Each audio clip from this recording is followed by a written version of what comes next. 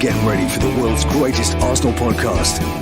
Welcome to another podcast by Guns and Yellow Ribbons. Enjoy the show.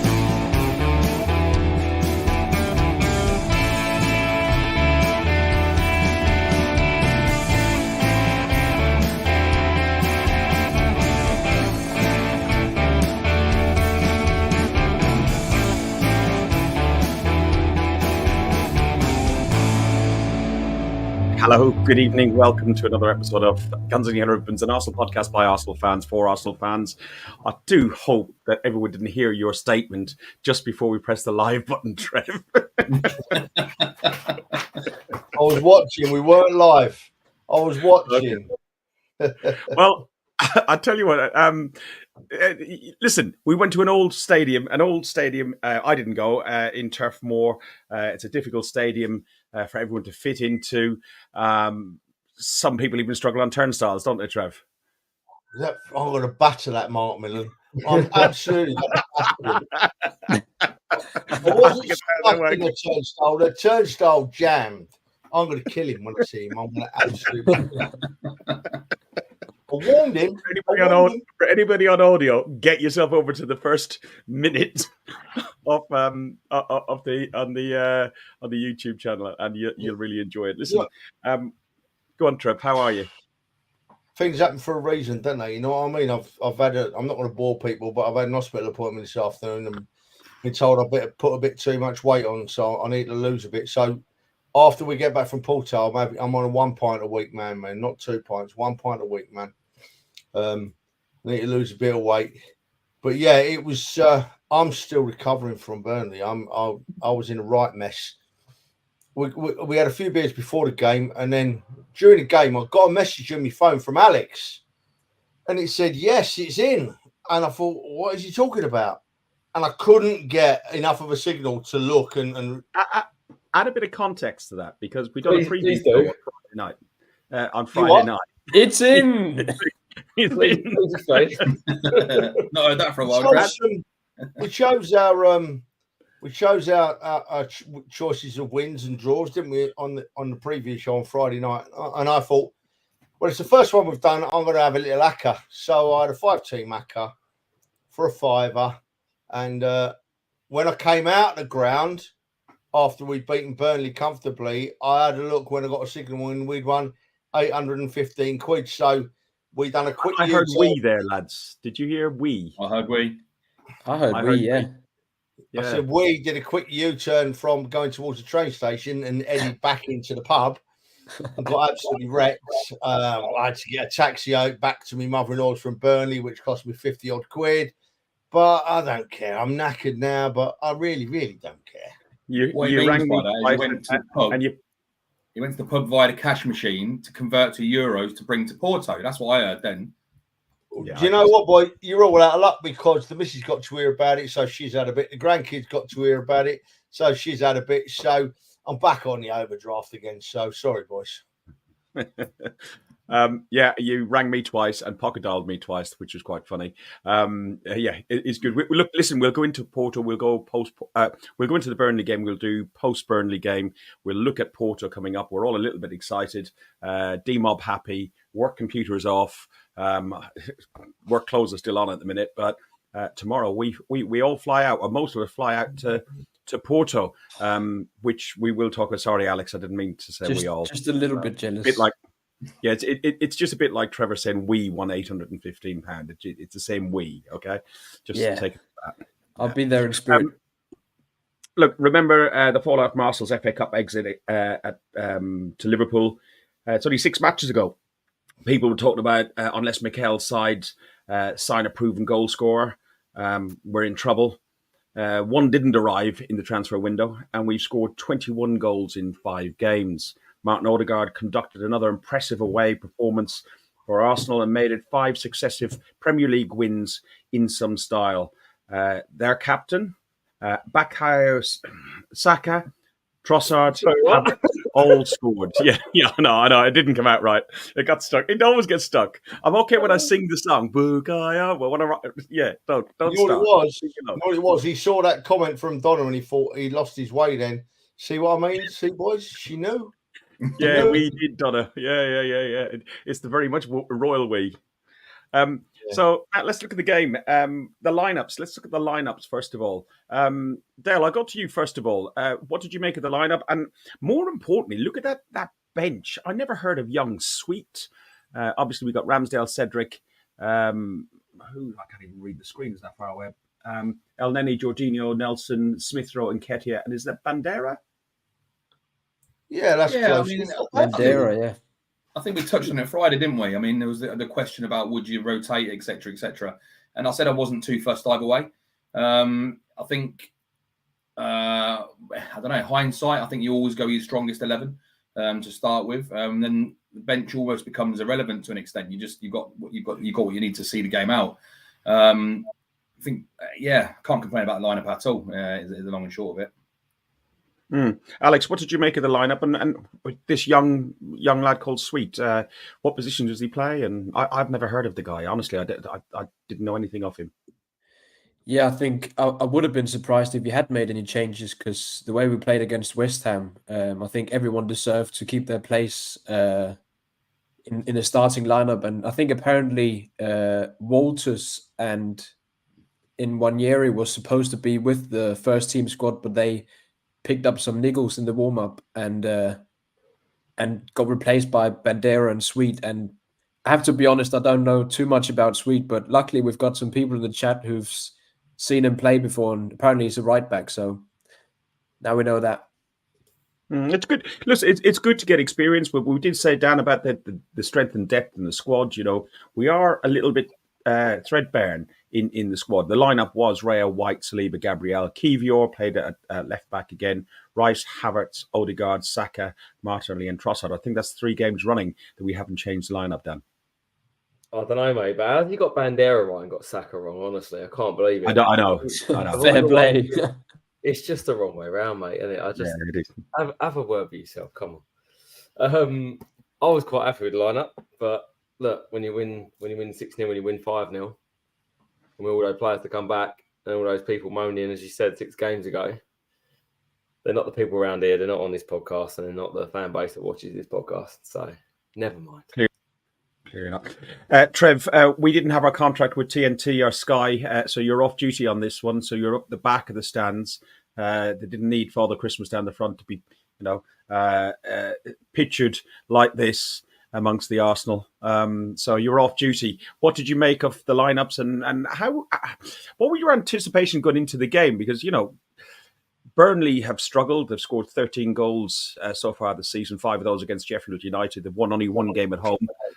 You weren't expecting anything but a really good victory. I know we went easy on our predictions on the prediction show, but it wasn't a surprise, was it? No, look, Ferg. It's if any fan was going to Burnley or waiting for the Burnley game without an expectation of us winning, I don't think you'll ever expect us to win. We've been in fine form, scoring goals for fun. Which I looked back at our podcast today about Christmas time, and it was the general consensus was that we were playing really well, but we just weren't scoring the goals, right? And we're still playing well, and now we're scoring the goals, and now I don't know if we need a striker or not. It's a funny old game. But I went into the game expecting a win, and it was one of those days where after about 2 minutes again, I thought, yeah, we ain't going to lose. We won't lose this. We just looked superlative finding time on the ball in snotty weather, horrible, windy, rainy weather, but we were just purring as we have been recently. I was very happy with the performance there. It was 1-0 after 4 minutes, Alex. Martin Odegaard, Norwegian. I know you're Danish, but our captain, a beautiful strike. How he took that ball and how he, I thought it was a really well taken goal. And to be honest, over the last few games, I don't know what's happened. Like we know he's class, and he was class last season, but this season he just didn't seem to be. It just didn't seem to be purring as well as he is now. He's just fine-tuned to absolute perfection at the minute, isn't he? Yeah, I think Craig Bellamy, who was the manager on the touchline, I think he must have talked to the players and said the most important thing is keep the score level for the first 20 minutes and then we go from there. So to concede within the first 5 minutes was the worst scenario possible for Burnley. But yeah, what a beautiful goal by Odegaard, and he's really upped his levels. I think he didn't really live up to his goals and assists, certainly in the beginning of the season, and I don't know if it's because of he had to deal with the national team as well. They went through a difficult spell, Norway, where he captained the side, and they didn't qualify for the Euros. So I don't know if his confidence took a bit of a knock playing for Norway, but he's certainly found his mojo now, and he's providing the goals and the assists as well, and starting to look like the player we saw last season with the amount of goal involvements he had last season. It was a brilliant goal, well taken. Dan, do you think it's the way we've moved Havertz around into that more man up top? I know every player seems on the pitch to move around in positions and that it's quite fluid, but the way Havertz went up against Liverpool in that man up top, and he done it again against West Ham and again at Burnley, does that help Odegaard in getting back to his best form? No, I don't think so. I think it's just a bit of confidence has come back. The trip to Dubai, a bit of sun, a bit of a feel-good factor back in the players, and when you start having people finish goals, the confidence comes back. And it gives him more confidence to take a little pot shot on the edge of the box like he did against Burnley. He was scoring goals like that for fun last year, but the thing that hasn't dropped off with him is he's still just as creative as he was last year. He's just not had people finishing his chances. So I think I've seen some stats where he's had like the highest amount of chances created in the league, even still this year, I think it is. When you've got people finishing and putting the ball in the net, picks everyone up. Yeah, Dan, Dale, honestly, your name really confuses me because you're Dale on Twitter, you're Dale to us down the pub, and then I've got you in my phone, I think, as a Dan as well. So I might just have to call you D from now on. It might make it easier for me. You know how difficult I struggle with more than one or two letters. Fergus does like the D.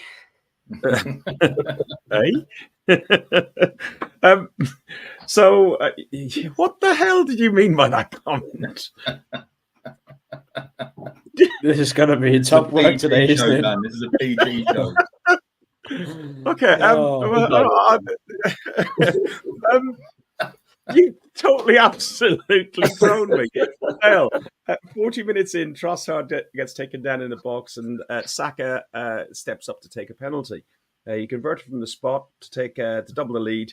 After that foul by, is it Assignon on Trossard? The keeper nearly got his hand to it. He did get his. He went the right way and everything else. But another well taken penalty by Trossard.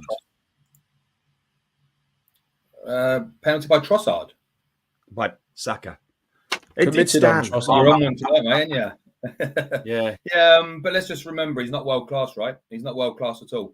But I think that took it to, was it 6 in 7, with a few assists in there as well. So I'm quite confident when Saka steps up on it over the ball. I think he learned a lot from that penalty he missed for England.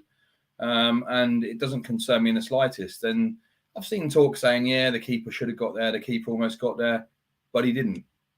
Which means Saka did exactly what he was supposed to do. So, I think it was the right thing to do. At first, I thought Odegaard was going to take the penalty. It looked as if they were shaping up for that. But then Saka kind of took the ball and they stuck with the what they do best. And, I think that says a lot because it looked like Odegaard wanted to take the penalty. It looked like he was going to, and then kind of gave the ball to Saka. Whether that was mind games or not, I don't know. But, all credit to Saka for putting it where it's supposed to be. Yeah, you want to see the private chat that's going on here. It's absolutely unreal. And just behave yourselves, lads, right? I'm struggling with, anyway, at the best of times without you guys at it. Trevor, one thing that really annoyed me is Saka got awarded, penalised with a yellow card for kicking the ball away. How many times have we seen this happen? We had it with Tomiyasu against Palace at the beginning of the season for taking too long for... it's just the inconsistencies. He was taking too long for a throw-in. The inconsistencies with these yellow cards that are being given out. And I don't think I've ever seen... we did have one, was it I think it might have been Partey in one of those rare appearances he got done for kicking the ball away in one of the first games of the season. But before that, it was Robin van Persie in Barcelona, wasn't it? Yeah. Do you know what, Ferg? I'm going to have to hold my hands up here, mate. I didn't see Saka get booked for kicking the ball away. I genuinely didn't, mate. It must, I must have been doing something else at in that time. And I've watched the game back as well, and I still didn't know he got booked. So if he did, I can't comment because I don't know. But I've just seen a comment here, right? Look, here we go. Tamina, welcome to watching the show. Nice to have you along with us for the first time. Well, please like us on YouTube if you think we're any good, Tamina, and thanks for tuning in. Yeah, so I can't really comment. You've asked me a duffin there, Ferg, because I didn't see Alex, it. But do you know what? Wait, Yeah. You know what I think we should do, right? Because Fergus is falling apart. Maybe you should just play. I'm getting it back. Fergus. I'm getting it back. He's Are you getting it sure? back now. So I was going to say, play the starting music and let's go again. Let's go back. Go over again. I think the incident with Saka, I think probably he was frustrated because he went shoulder to shoulder with the Burnley player in the box, and it was never a foul, and the referee awarded a foul for the Burnley player. So I don't know if Saka just had a shot because he thought maybe if he scored, maybe VAR could award the goal, but I think he was just frustrated with the foul being given against him when it was just a shoulder to shoulder. Yeah, and straight after the second half, then Dan, Saka, I'm not going to even attempt the first time again today. Saka gets his second, and he becomes, I think, we've got a graphic on there. He's not world class at all, is he?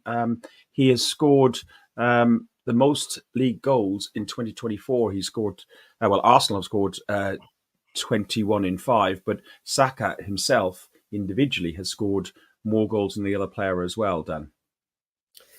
Yeah, and a good finish as well. We've seen him do that a few times on his wrong peg as such as well. I think the one against Leeds stands out for me, and I think he did it another time as well. But he's got that finish in him on his other leg. I think the thing that for me is underrated in that goal is the pass from Ødegaard. The weight of the ball is fantastic, and he allows just Saka to be able to either fake on his left or go on his right, and yeah, it's a team goal. But yeah, the finish is fantastic. Although I didn't actually see it in the stadium at the time because some Jobsworth steward was trying to nick my flag, but I have watched it back since. So I think I didn't see that. You told him it's my flag and you're not having it. Yeah. But never mind. I don't even know what goal that was at that point. I'm a bit like Trev earlier when he said about the ball being kicked away. I did not see that. I must have been jumping up and facing the wrong way at that point. You know what it is. It's the experience we said before about being at a game and seeing a game. You see almost a different game completely. Trevor, Dan made a really good pass by Ødegaard as well, and also we mentioned. You said about podcasts around Christmas and so on. We were talking about Martinelli and Saka. Maybe they got found out. People are doubling up on them. People know what they're going to do. Are they getting a little bit more predictable? It was mentioned on Match of the Day as well about the pass and also Saka taking it on his left or right foot. He'd taken it on his opposite foot to what he normally would take it on. And it's good that he's getting that into his game, isn't it? Oh, absolutely. It's worth saying about the Ødegaard goal as well, mate, that it was the typical Ødegaard goal that he was scoring last season, and at the very start of this season he just finds that yard on the edge of the box and then slots it nicely home. He even had the time to take a touch, didn't he, at the weekend? Cracking finish. Great goal to start the game off with. As for the lack of scoring over Christmas, Ferg, it wasn't just Saka and Martinelli, mate, was it? It was the whole lot of them. The whole lot exactly. of them. You what, mate? I said, yeah, exactly, yeah. The whole lot of them stopped scoring, and I'm not going to go over it again. I went over it a few minutes ago. It's just they're all back banging them in for fun. I mean, I thought Martinelli was a little bit off at the weekend against Burnley, but it didn't matter because the other 3 or 4 are banging the goals in for fun. So it was another great performance. It's a performance that we can't let drop now, because I don't think we had the drop off over Christmas. I don't think we've got another drop off. If we have another drop off, then we're gone. We're done. We're finished. We're not going to get back into it again. We're right back Dale, in it. Go on, finish off. Sorry. And I've lost my track now, mate. Sorry. Do you know what it is? Right, I'm absolutely shattered. I'm too old for all these big weekends. But I just think that if we stay as we are, if we play to the level we are now, I don't think we've got to improve to be really close to winning the league this season. I think we've got to maintain, right? And we're right in it. If we drop off, we're gone. But who's to say Liverpool won't drop off? Who's to say City won't drop off? You know, I've heard some rubbish today about Arsenal got to play really well to win it. Well, let me tell you, so have City and Liverpool. You know, there's 3 teams in it, and it could go any way, and I'm going to enjoy every minute of it, mate. Del, that's quite interesting saying about if we drop off, because goal number 4 came from Trossard, who missed several attempts throughout the game, and we thought was going to be one of those games from Havertz. Took a shot, it got deflected, and Trossard scored. He's looking really, really on form. Is he just coming into form at just the right time for this run-in? We got 13 games to go. We got a possibility of, I think it's 94 points we can finish on, and we'll discuss later about where we think how many points we'll win the league. But Trossard, he's just coming into perfect form at perfect time, isn't he? Yeah, 100%. And before we even signed the guy, you probably remember me waxing lyrical about him then as well. I was saying for a long time, this guy is an Arsenal player. We need to sign him. That was like 2 windows before we actually signed him. He's always been a top player, and I don't mind when he misses the odd chance, because you know when he gets another one, he's going to put it away. And at the minute, he doesn't look like he's going to miss. He really doesn't. I think what's important to kind of highlight as well at the minute is, so you look at the league table just 5 games ago, right? We weren't just off the pace. We were massively behind in the goal difference as well. So to bring that back, we've got the best goal difference in the league. Not only is it down to our scoring ability, so obviously we had a difference of about 10 to make up. We've not only made that up, we've exceeded that, because don't forget, not just making it up, you've still got City and Liverpool playing their game to increase their tally as well. And they're not being shy in front of goal. Liverpool last week won 3-1. People are scoring goals. So I think it's credit to everybody. And Trev hit the nail on the head. Must have been 5-6 weeks ago.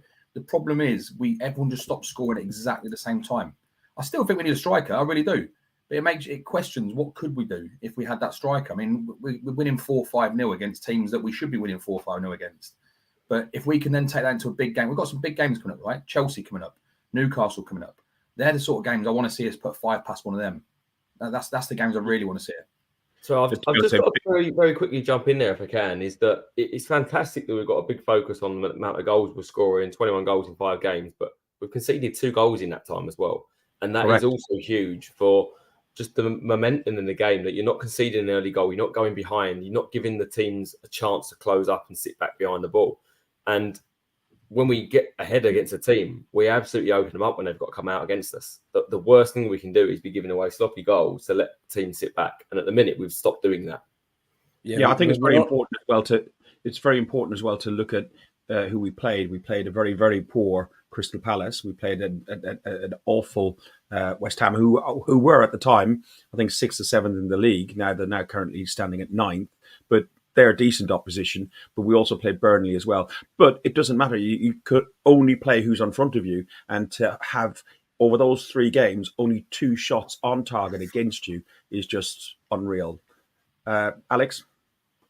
Yeah, I think, with Dan saying we've not conceded many goals, we haven't really conceded any chances, really. I think the XG we've conceded over the last 5 games is 1.7. And in an average Premier League match, a team concedes 1.6. So, in 5 games, that's incredible.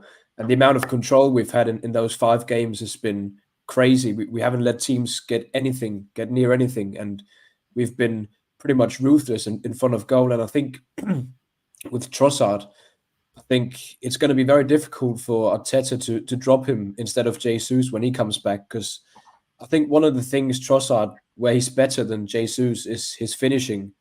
I think Trossard is one of the best finishers, along with Saka in our team. He's got an excellent finish on him with both his left and right foot. I know we missed a couple in the last game, but he's an excellent finisher. And I think it's just going to be difficult to drop him when Jesus comes back. But I guess it's a luxury problem. But Trev, there's also the pairing that you've got to a certain degree between Havertz and Trossard, because Havertz and Trossard came together for that fourth goal, and Havertz then gets the fifth goal following a long throw from Kivior. Now, another player that we've noticed and seen, he's got a bit of a run in the game, and he's putting together some form. And he was criticised again. If you go back to Christmas, that trip to Dubai has just been massive for us, hasn't it? That winter break, I don't know what Arteta did, but I hope he keeps doing it, mate. Yeah, I think that the Trossard, Jesus, Havertz triangle, for want of a better phrase, is an interesting one. Now, I don't really care who plays, because we're winning and winning and winning. So, as I say every week, I trust the manager. But what has been nice to see the last couple of games. It's Havertz. Havertz isn't playing centre forward, but he's playing much further up the field, right? And he's interchanging and swapping around a lot with Trossard. And I honestly think that the defenders are going from standing up against 6'3", 6'4" Havertz, and then 2 or 3 seconds later they've had a swap round and they've got a little stick of dynamite like Trossard running at them.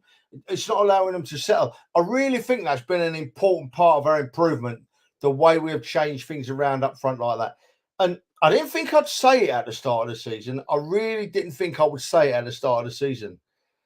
But I'm really liking what Havertz is doing.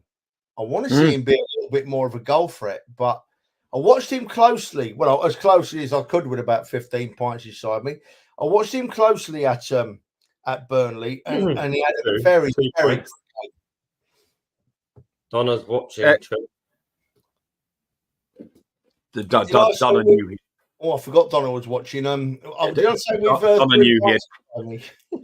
knew he had hit the 3rd pint mark. I can guarantee you that. Dale, after 7 games without scoring, Havertz gets a goal back. 60 million down the drain. Kai Havertz scores, thankfully, again. He has been a good addition to the squad. I think Arteta's finally figuring out how to play him, don't you?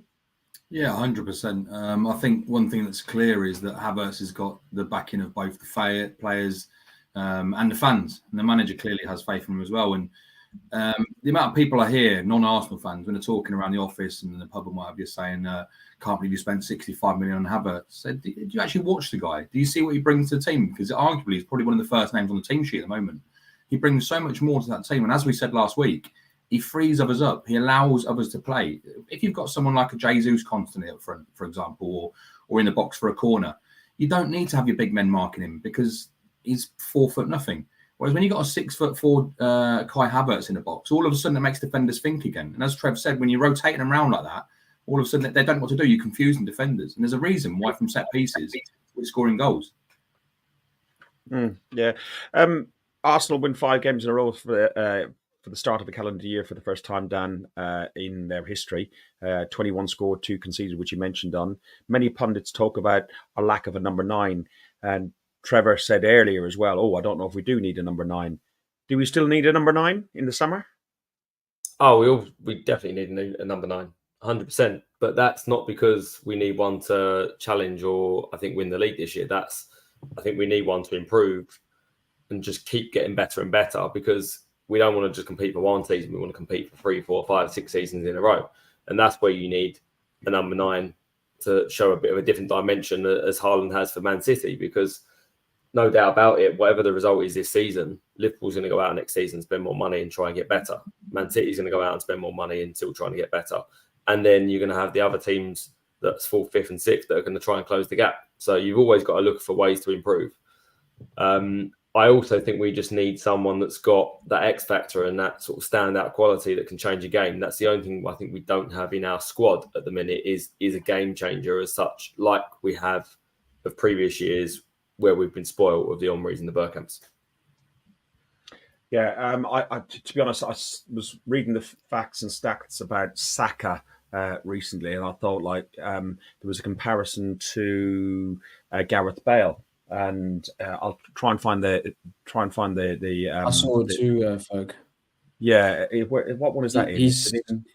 He's played less games No. than Bale did in the Premier League, and he's already had more goal involvements. So it just shows like the level of output he's showing. And I think for him to come in as a young player in a side, when we look back, we weren't very good, and now he's taken us to the very top, and he's still one of our very best players.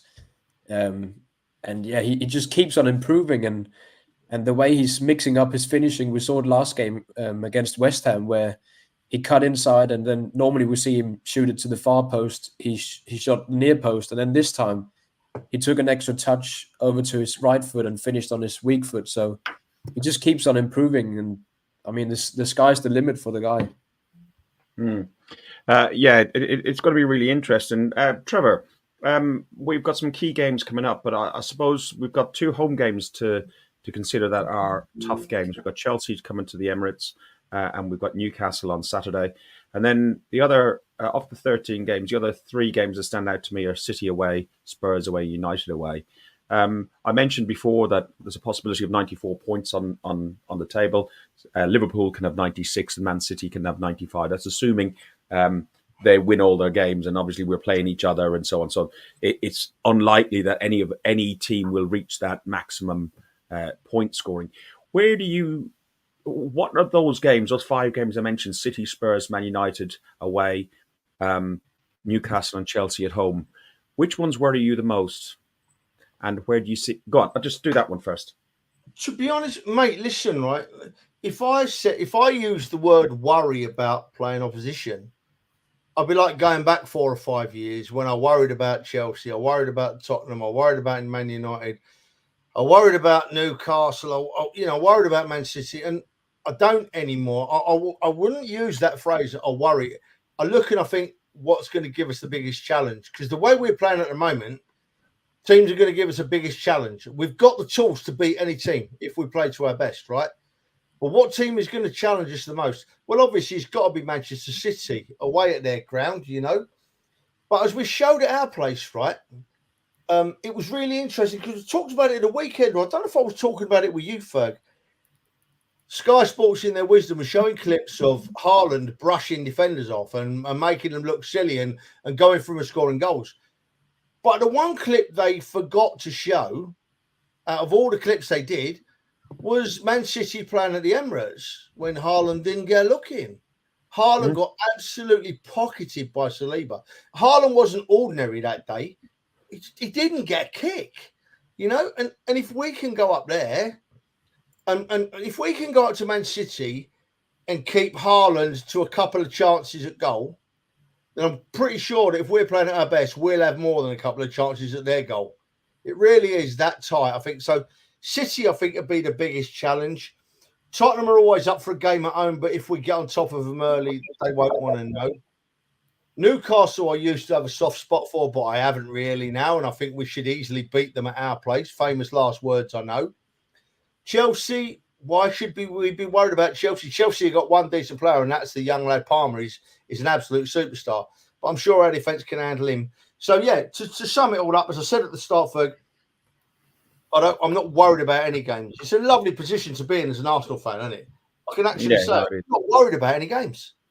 I know what our big challenges are going to be, but in the end, I know if we play to our best, we'll beat them. It's a long time since we felt this.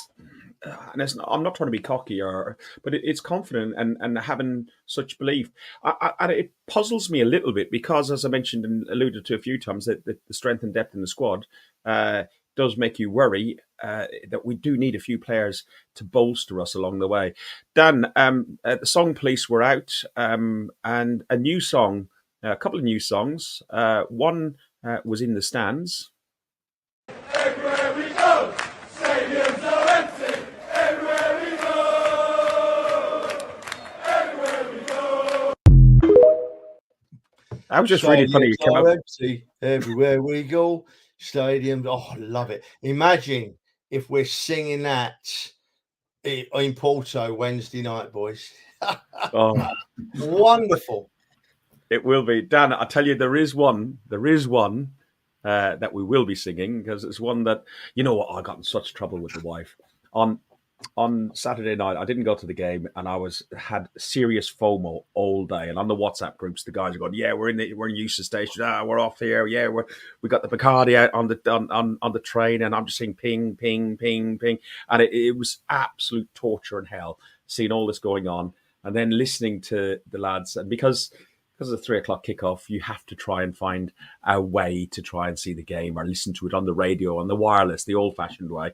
And I could hear all the boys singing, and then I'm singing along with them, humming away, stadiums again, and every song. And then I get a WhatsApp through from the lads on the train on the way back. I just pity anybody who was trying to have a sleep in that carriage. But here we go. It's had about 50,000 views on TikTok. Yeah, we are on TikTok now as well, Guns and Yellow Ribbons. Here we go.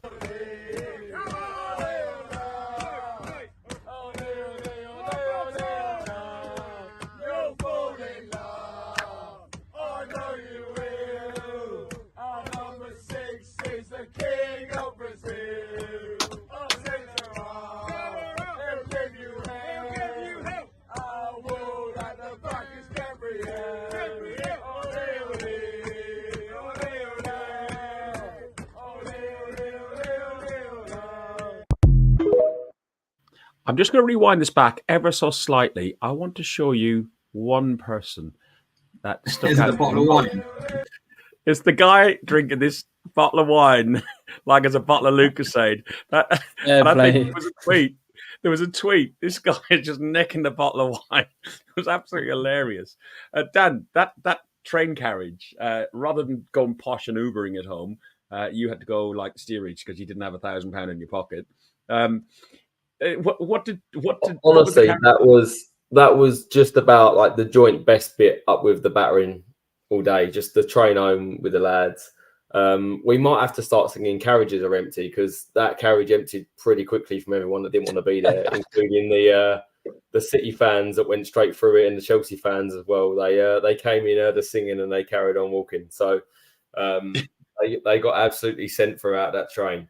But what I would say though, there was just one real thing that stood out for me. If I can just share my screen, please, Fergus. Yeah, we just you need to join it. Here we go. It's coming There you go. Right, I don't know. Hang on. I don't know what's coming up here, so I don't trust you for a second. You do know that's that. fine. You don't need to trust me. Come on, share it. And you have to, if it's text, which I can see there's some text on here, you need to read it out for the benefit of people. Don't worry, it will be read. Oh, and before we do that, shut up and get on and move it. I love you. Trev's mentioned in the private chat that there's some questions that he's seen that we're going to talk about. We'll go on to those in a second. He starred them. We will go back to those in a few minutes. Trevor, you call when we should go back to them because I'm not looking at that area. So whenever you think we should go back to them, we will do. Let's do this. So, as we all know that Fergus has a wonderful way with words. The song has only just aired. It was brand new. He'd not even sung it yet, and he'd still managed to get the words wrong. Ollie, Ollie, Ollie. What the hell is Ollie, Ollie, Ollie? And then the Ollie, Ollie, Ollie. It's in the wrong. All over the place. Fergus, mate. Honestly, brand new song. You had the chance then to get it right, and it's not even aired, and you've still messed it up. You know what it was? I was about 3 sheets of the wind. was the issue. I and a lot less than we did. I did, but I FaceTimed. For people who won't know is I FaceTimed the guys on the train, and they're all "Way Ferg" like this. So I'm standing in the front room. The wife doesn't like football at all. She doesn't like the noise. She doesn't like the Jackie. Jackie. And I'm standing in my lounge going, "Ole, ole, ole, ole." And she went, "I'm going in the other room." And she slept in the other room that night because she's like, I said, I'm only on the phone to the lads. And she went, "What you talking shit for?" you should have gone with the lads then. But it was all right. It's all smoothed over. Didn't want to. Message to Jackie then. I'd just like to say you're very welcome because I'm sure you had the best night's sleep you've probably had for a long time away from Fergus. So you're very welcome. No. I was clever. She was in the spare room. As soon as she fell asleep, I crept in. Too much info, Fergus. Pretty sure that's illegal, Fergus. Well, Trevor said it's in. Right. Del, we'll be meeting you in the morning at Stansted Airport. Bit of breakfast, a couple of beers, and then flying out to Spain to travel down to Porto. This is your second European away, isn't it? It is indeed, yeah. And you've been a bit excited, haven't you? Yeah, I mean, that picture of the in-betweeners in the car is all I can think about. The four of us going down from Vigo to Portugal. And one thing that was said last week, actually, is I think Trev mentioned, them sunglasses. Did you get them from McDonald's? You still got them from all that time ago? They're Ray-Bans. They are Ray-Bans. They're Roy-Bons. But no, they're genuine Ray-Bans. Trevor said last week he has North London Forever on. So I was trying to work out how far it is from the airport to Portugal and how many renditions of North London Forever we can get in there. So, I can't wait. I'm like a kid. It's like Christmas Eve for me. There's quite a few of us. There's us four on the plane, and then there's I know of at least 7 more on that flight. So we got 12. I don't know. It seems to be quite a busy flight and quite a few people going out there, depending on how many Arsenal shirts on. I think for the trip out there, you got to wear an Arsenal shirt so we can identify ourselves, and then we can get a sing-song on the plane, I think. Don't you think? Trevor, you looking forward to it? Now, Fergus, listen, always, mate. I'm lucky enough to have been to quite a few European away trips. And the attraction of a European away trip never, ever lessens. You're just always up for it. You're always buzzing. You know you're going to be with your mates. Sometimes the football actually comes a second, you make friends, and you when you go to European away games, in particular, football in general, yes, I'll take that, but European away games, you make friends for life, mate. You have this bond, It's like we said the other week that we've got this bond with Arsenal Football Club and we can't ever break it. We're stuck, we're in, we're done, we're there. It's very similar to these people that I see on European away trips. I may not see them very often. I may see them on every European away trip and that's it. But you feel that you have a bond with them. They're great trips. They're great trips. And let's hope that the players and the team can do us proud now. Last 16. We've not been in the last 16 for many a year. We're right in it, aren't we? Is it time now to have these starred questions here, Ferg? Shall I put them around the lads? Yeah, let Dan go to you first with the first one. I've just got one very quick question. Maybe not to yourself, Alex, unfortunately, because I know you won't be there. Sorry, mate. Not to make you feel bad. But question to the rest of the room. Hands up if you're having a beer in the car on the way.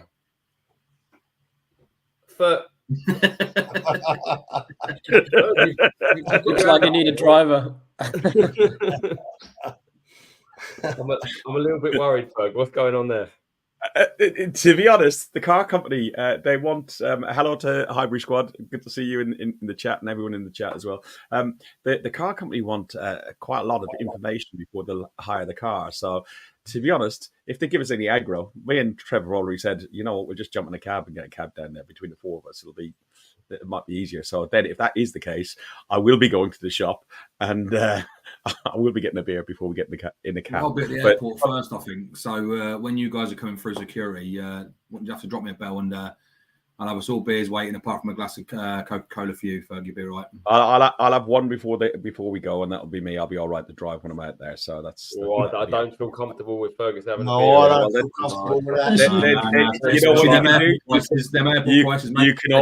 You can all walk. You can all walk. No, I don't feel comfortable at all, lads. I feel like this is a major issue that we might have to bring up. Fergus, total or nothing, Fergus. That's it. That's fine. Right. Starred questions. Bradley Ballard is the first one. Moving swiftly on. Very swift. Well, they both basically ask the same question, don't they, in a different way, right? Bradley's asking, can we win the Champions League without a main striker?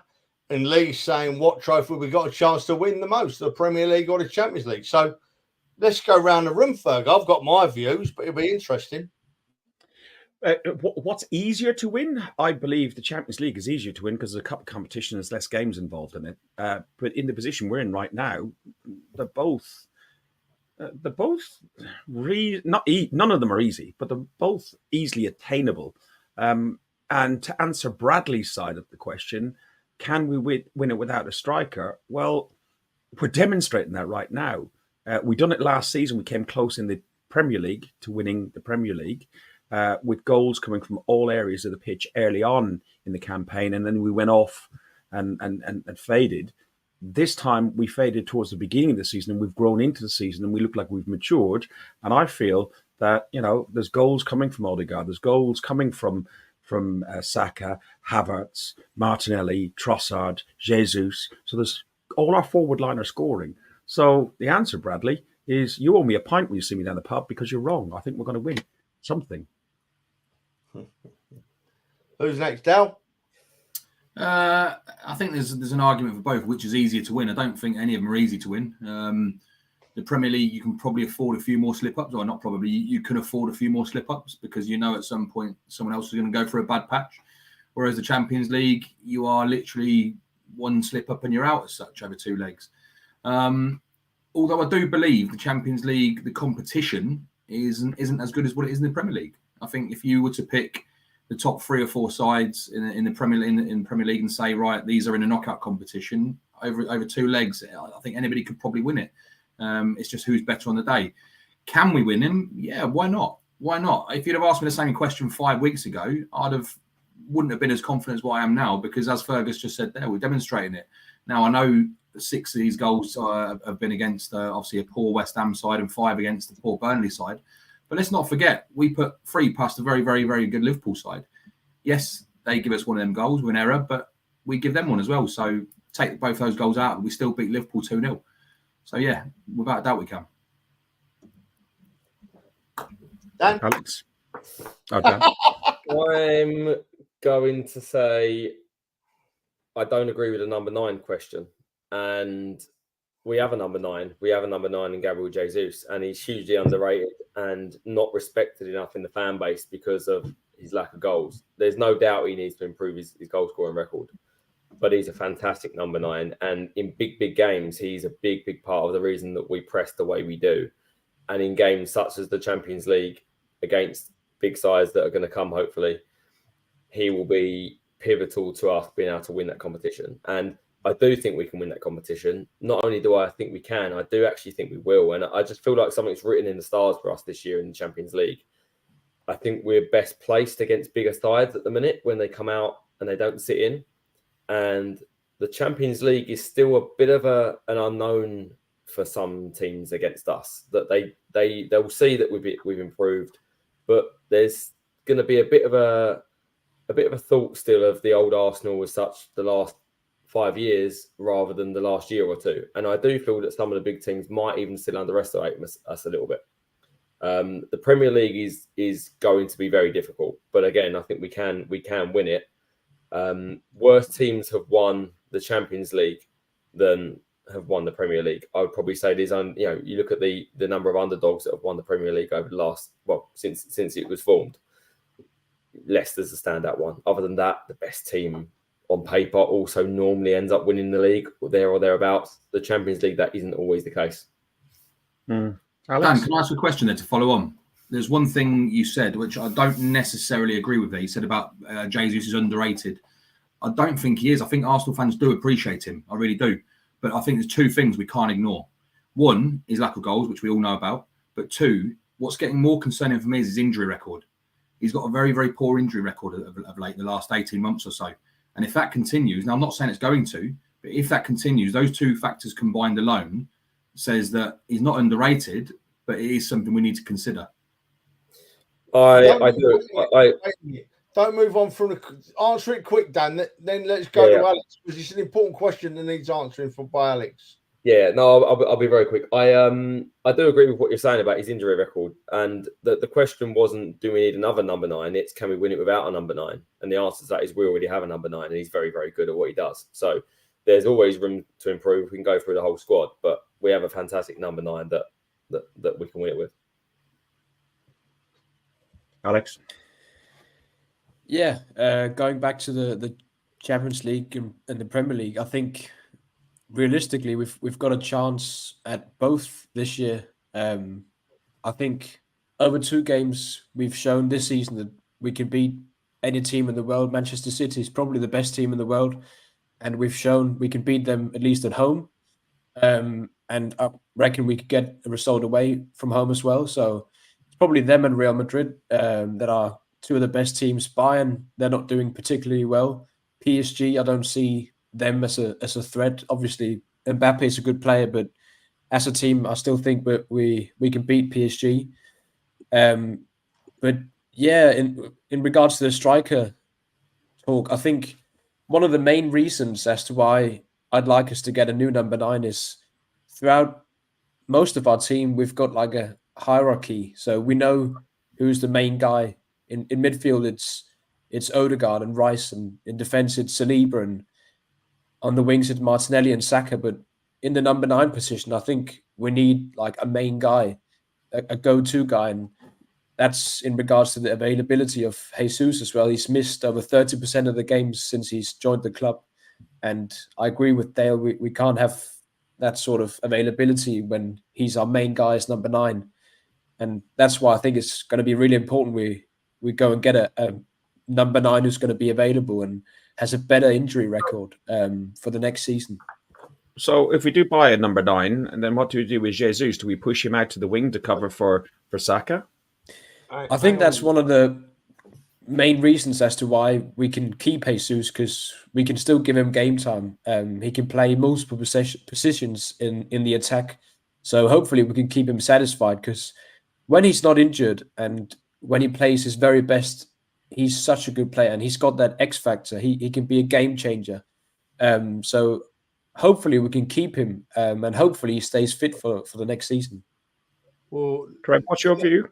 Yeah, well, look. This has gone off on a big tangent. No.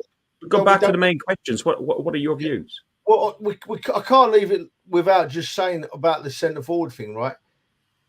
You're making sense what you're saying there, boys. But what you got to remember is we've not got a centre forward for the rest of this season, right? So we can talk all we want. That won't change. We've got what we've got, right? Okay, and what we've got is scoring goals. I'd love to see us bring a centre forward in during the summer now, but that's gone from my head. I'm more worried about what happens between now and the start of June. Okay, and to answer the questions, a couple of people in the chat, Hente and Gooner Russ, whose opinions I respect, have said, we shouldn't be talking about it. We should be talking about one game at a time. And I get that. Yeah. But we are at the stage of the season now. We're at the back end of February.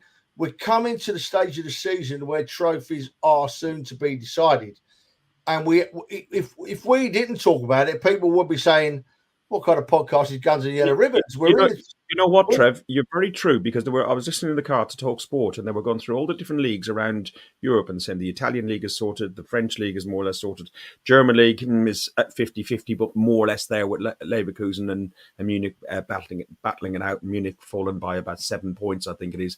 But you're very, very right that leagues are sorted out at this time of the year.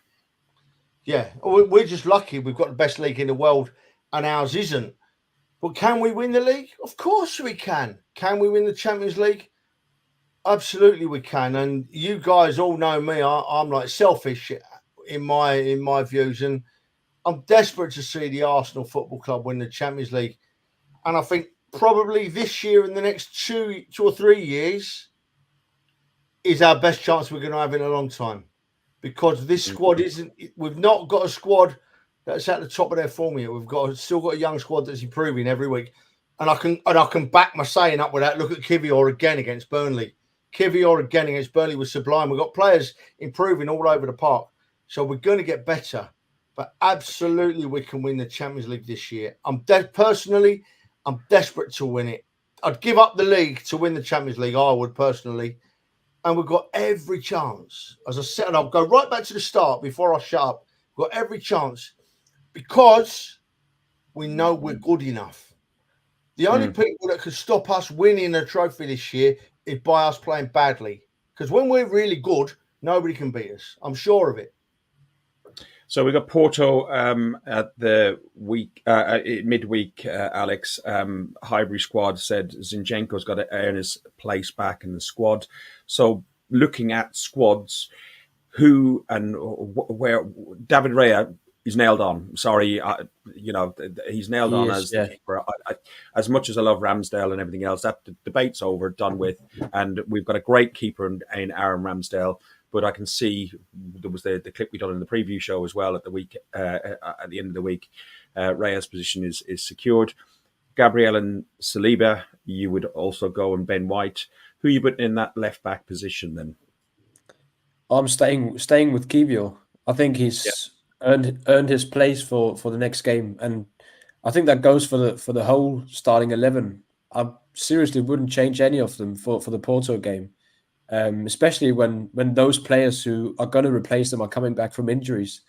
I think I'd go with the same starting 11 as the one against West Ham and Burnley. I think Trossard has been immense.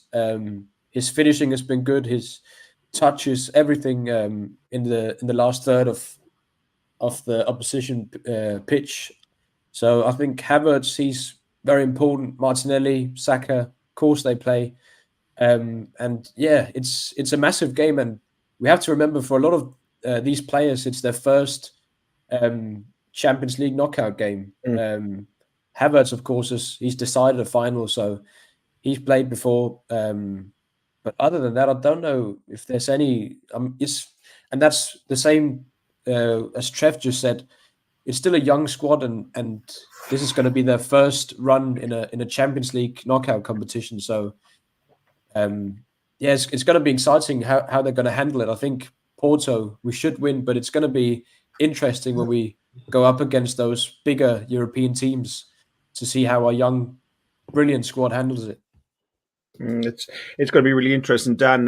There's people in the chat saying Raya hasn't had much to do, but he has. He's had lots to do because he's playing the game that we discussed on Friday. He's playing as that outfield player as well as a keeper as well. Another player who I thought played well in Europe, I don't particularly like in the league, but plays well in Europe is Vieira. Would you give Vieira a run out? Are you sticking with the same starting 11 and bring him on the bench if he's available? Vieira is a completely different kettle of fish. One, I don't even think he's fit enough to be in the squad yet, and probably won't be for a while. But he had some good cameos, but he's done nowhere near the same as other players in that position. But I can't move him firstly from the Raya one. I think a lot of people have gone quiet on this subject now because of how Raya has performed. And you can say he's not had a lot to do in terms of saves, but his distribution has been fantastic, and the way he's linked with the team has been fantastic. And I think the criticism was very loud, so I think the praise needs to be just as loud for a guy that is a top keeper and is our number one. I think the Zinchenko question is an interesting one because I don't think you can be swayed by just a couple of results. I think you still have to look over the course of a whole season in terms of ability, in terms of each game. It's never going to be nailed on who starts at that left back slot, whether it's Timber, whether it's Kiwior, or whether it's Zinchenko. Kiwior's done well, but I still think he looks like a centre-half playing left-back at times, whereas Zinchenko, I think, is more accustomed to that position. But it depends who you play. If you're playing a game at home where we need to open teams up, Zinchenko's nailed on and he comes back into that team because he's a winner and he's a proven player in that position. When you go into a tough place away from home, where you've got to maybe close up shop a little bit and you might have someone else that's a bit more tricky to play on the wing, then Kiwior might start and probably deservedly so in his last few games. But that is the same for most of the squad now. I think there are not many players in our squad that are nailed on to start. I think David Raya is one. The two centre-halves are another two. You could probably argue Ben White as well in that. Other than that, you've got Saka, you've got Declan Rice. 5 out of the 11. The other 6, they can change. They can change based on who we play and how we need to set up, because we've now got players that can come in different positions and change. One game, it might be Jorginho who comes in and plays. One game, it might be Havertz up top. One game, it might be Trossard out wide, Trossard up top. It might be Kiwior at left back. It might be Zinchenko. We've got players that can come in now, not just to rest players, but to rotate, to show our strengths or to maybe negate other teams' weaknesses and their strengths. Do you know what, right? I taking 5 seconds, I still don't agree that Raya took stick. I don't think it was anyone having a go at Raya. It was just showing support for Ramsdale. And as we touched on last week, Raya has now shown us. We said it last week, didn't we? Raya has grown in confidence and grown into that number one position. And there's no arguing now that he's a fine goalkeeper, playing well. His confidence is up there. I love the way he celebrates a goal now. He wasn't doing that before. His head was down, a bit shy. Correct. Not now. His chest's out, his head's up, Raya, and that's lovely to see. But you can make a comparison with that to Kivior, in my view, over the last 2 or 3 weeks. I think Kivior is now sticking his chest out and holding his head up, and he even went inverted a couple of times a little bit, against Burnley. Not in Zinchenko fashion, of course not. But his movement off the ball was quicker, and his reading of the game for that throw-in for the goal was superlative. So, all in all, to sum up what we talked about, Ferg, I know you want to move it on. This conversation we're having, it's all good, isn't it? What a great position we're in. What an amazing position we're in. Del, what are you? Well, I'm predicting that we won't see very much of the game, or we won't remember very much of the game. But what is your prediction? Where we've got a nice restaurant booked for the afternoon to try and be sensible and try and line our stomachs, and then we're out. What's your predictions for this game, scoreline wise, not your liver and your compass mentisness? Take yourself off mute, mate. Call you doing a Trev. Oh, it's funny you say about that because I don't really remember much about the Eindhoven game, truth be told. So my promise to myself is that I am going to watch this one through, and I am going to know who scored the goal at half time. But at the same time, I've got to be up early doors on the Thursday morning. So score-wise, I do expect to win. I don't think it'll be anywhere near as easy as the last few games have been, but I do think they're going to pose a threat. I'm going to go for a repeat of the Liverpool scoreline, and I think we'll go 3-1. Okay. Trevor, your prediction on the game? Oh, as Dal said, it's a hard one, Fergus. This is Europe. This is a different style of football.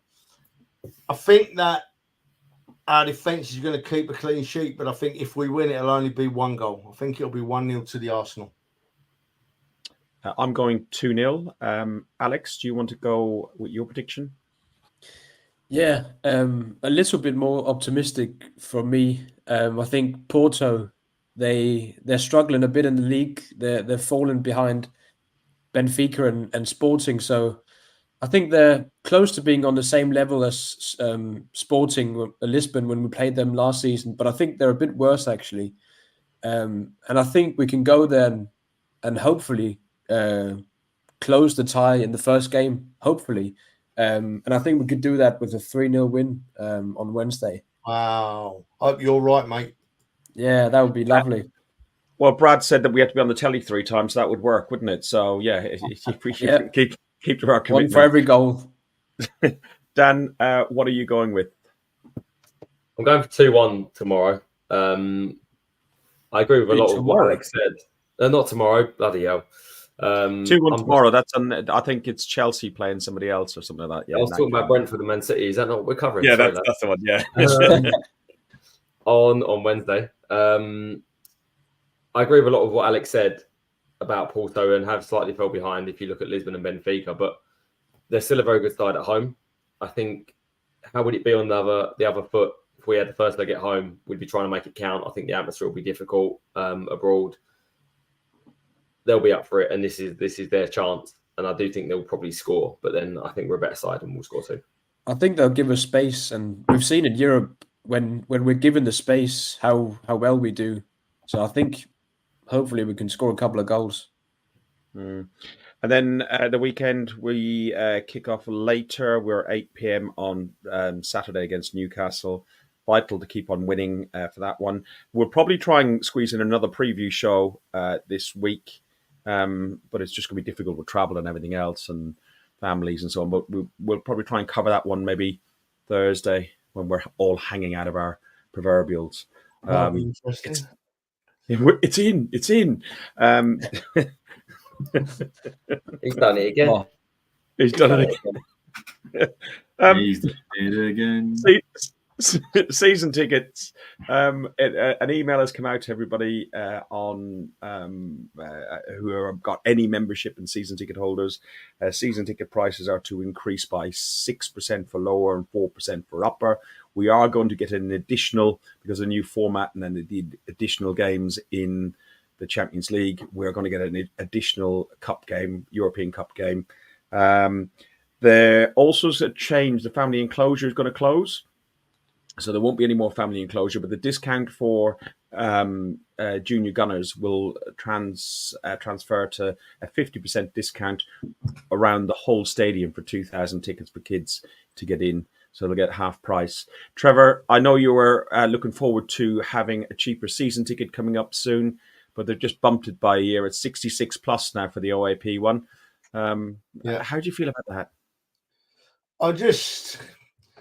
I'm a bit sad that they felt that you put it up again, Ferg. That'll be a 4%, a 6%, and a 6%, one in 3 years. Yep. I just feel that I don't know. I can't be angry because I can never be angry with Arsenal, but I think there must be someone within the club that's not realising how important fans can be. And if in a few years' time we go on a bit of a downward spiral, which happens because football is a game of ups and downs, then they're going to come to us and expect us to fill the ground every week, you know. So I'm a bit sad. I don't think they need the little bit of money it generates.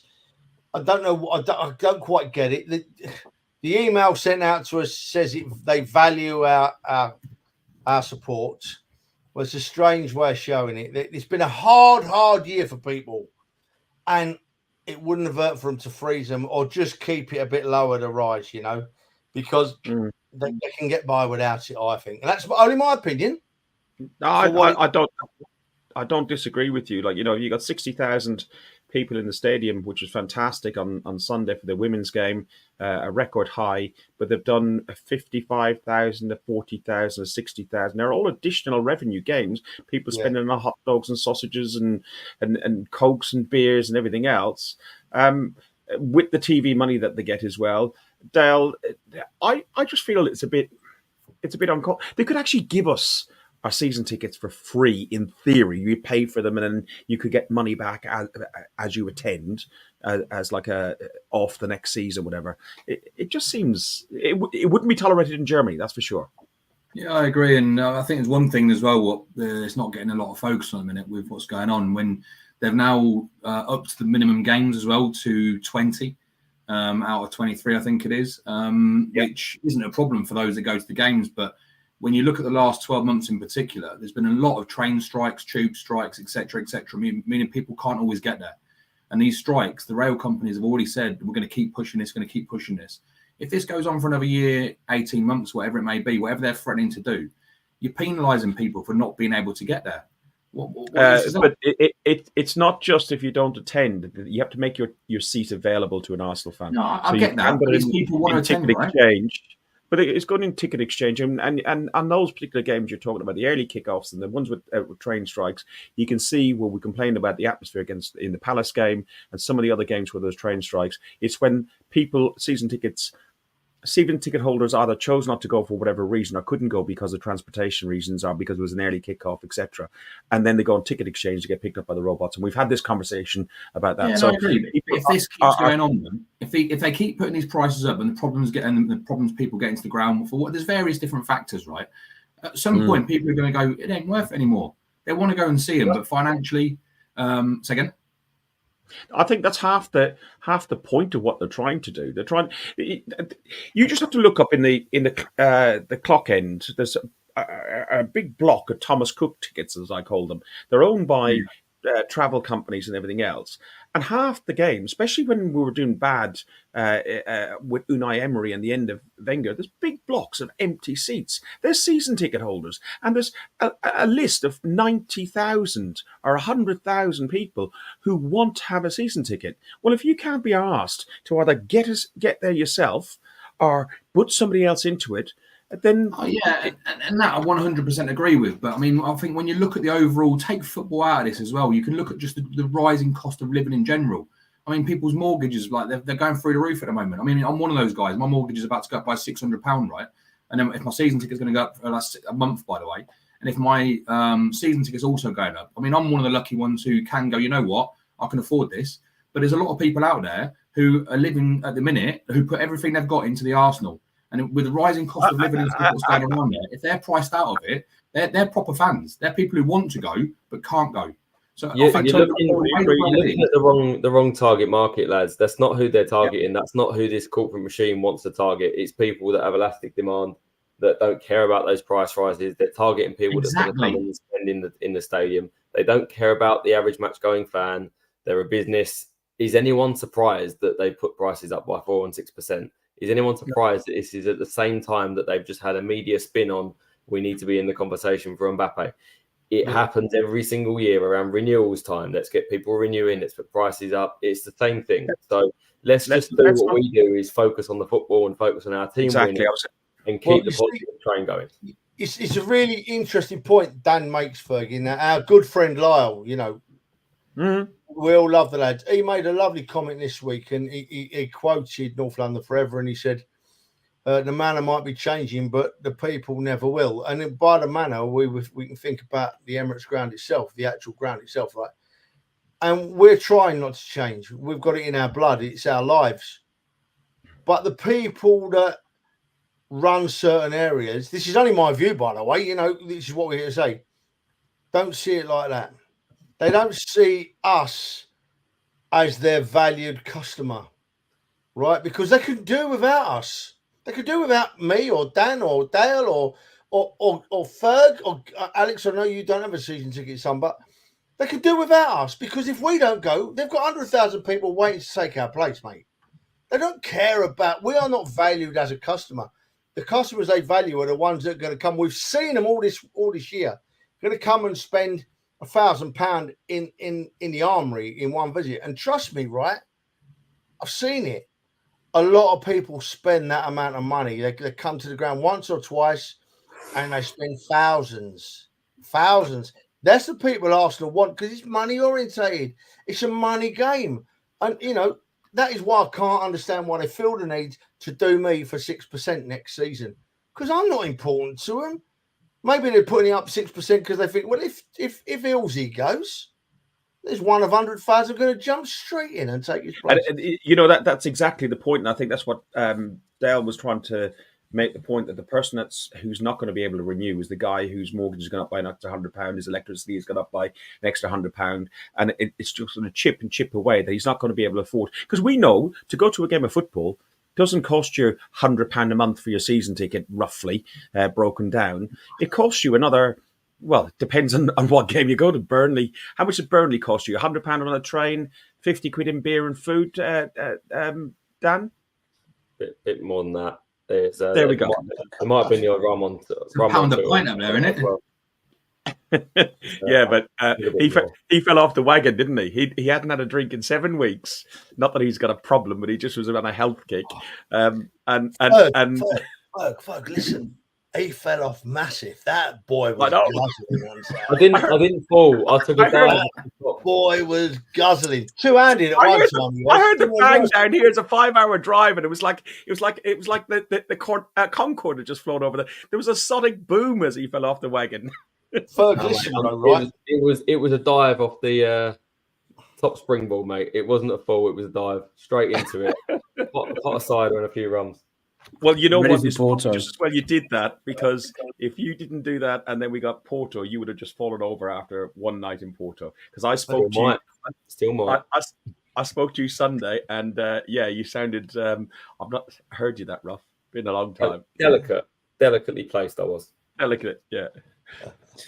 Boys, I can't wait. I can't wait. The last time we were all in a car. Well, there was 2 of us on here in a car, traveling cross borders for Europe. We've done a bit of this. From the Cali to the cross and every shithole in between. Past the church, the mosque, the crack den, and the offie on the corner. See the brasses from the brothel that pretends to be a sauna. Watch the bedlam in the bookies, see the winners and the losers seeking solace from their sorrow in the local battle cruisers. Through the madness in the market, where with faces turn to greet ya. Hello, governor, how's your mama? You're a Sunday lucky geezer. Double play a mash and liquor. Couple of rubles and willows out porch. Retired gangsters pick up every day and off to scaff. The little fuckers causing trouble for the cause make you smile. You're meeting muckers for a couple, forget your troubles for a while. From the footman to the heaven, all the faces are the same. Cause the manner might be changing, but the people still remain. North London forever, whatever the weather, these streets are our own. And my heart will leave you never. My blood will forever run through the storm. That was us driving from Milan to St. Gallen, wasn't it, for the FC Zurich game last season. Trev, we're probably going to get picked up by Sony again. I'll get a copyright ban yet again. So if you are trying to watch this on YouTube afterwards, you should have watched live, and yeah, then you would have seen it. But Trev, I just hope that the driving is of the same standard on our trip tomorrow. But I'm not confident. But I'm not worried about the driving. My knuckles were so white. There's one thing I can't get out of my head, right? And we spoke about it passionately on this podcast on many occasions, right? When you go up the first time you go to a club and you see that patch of green, right? And if without knowing it and without helping it, you fall in love, and that's it. You're stuck with your team. If the Arsenal aren't careful, there's going to be less and less people doing that and falling in love, because parents are taking their kids now to watch Leyton Orient or Southend United, because the tickets are accessible. They can get in. Prices, they're not bringing out brand new kits every week, which I know it's a money world we live in. But they need to be very, very careful, because, as Russ says here, 5 or 6 years ago, we were going to games with 30,000 empty seats in that stadium, right? And it can go pear-shaped really, really quickly without fans back in the club. At the moment, it would appear that the fans don't matter that much to the club. That's my thoughts, right? But the club need to remember, and the one or two people that are changing it around need to remember that swings and roundabouts. If one day you'll need us again, and we'll be there because we love you. But don't make it so hard. And Trev, I think we have to remember as fans as well, we have a voice as well, and we have power as fans. And I think when you see what's going on in Germany, of course, they're much better organized over there. But I think we have to remember that we've got power as fans as well. And we might have to use it someday. I hope not, but we've got power as fans as well. Yeah, it's not come to that yet, Alex, mate. I know, but it's so demoralising. So demoralising. Yeah, I agree. I know a lot of lads that can't take their kids to the football. Priced out of Premier League, priced miles out of Premier League. It's not just Arsenal. Priced out of Premier League completely. As long as we can sit there next year in the North Bank singing, "We know what we are, we know what we are, champions of Europe. We know what we are." It'll be worth every penny, boys. I'll tell you what, this is what we will be singing tomorrow night in the squares of Porto and on Wednesday night.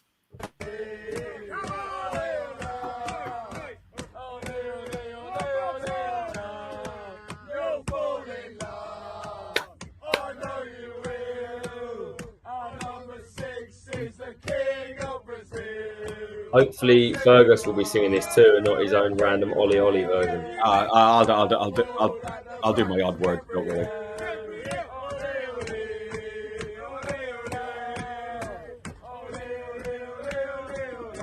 Ollie. Highbury squad. Can we just touch on that comment there from Highbury squad as well? Just want to say that that's a massive point, because I don't know if you saw it. They tried to recreate going under the bridge. The singing the songs, obviously they've got their own version of Super Mick Arteta, and I think I'm right in saying, didn't they set a WSL record? Yes, they did. 105. Sold out the Emirates Stadium. Fantastic achievement. Love that. Yeah, no, it's brilliant, and it's more affordable. My brother brings his my two nieces to the women's football. It's also for younger children, probably a nicer environment to a certain degree. There's less pissed people and stuff like that, and it's just really good that it is taken off, and it's a good intro to football for children before they get into more games. And I can see on your face already, Dan, I'm not going to even give you the opportunity to come back on that because you can got that smirk on your face. It's good. Listen, we've overran. We've got drinking to do and packing to do. Pack yet, Ferg? What? Can I go and pack yet? We've got a trip to get on. Yeah, we've got a trip to get on. Yeah. Listen, you have been watching Guns and Yellow Ribbons, an Arsenal podcast by Arsenal fans for Arsenal fans. You can see by us on here, we are just genuine Arsenal fans. We have reached over 1,000 subscribers, 1,141, I think it is, subscribers. We thank every one of you who subscribed. If anybody else who's watching, a lot of new faces in the chat today. We would ask if you just click on the subscribe and the like button. We're just trying to grow this small niche little podcast.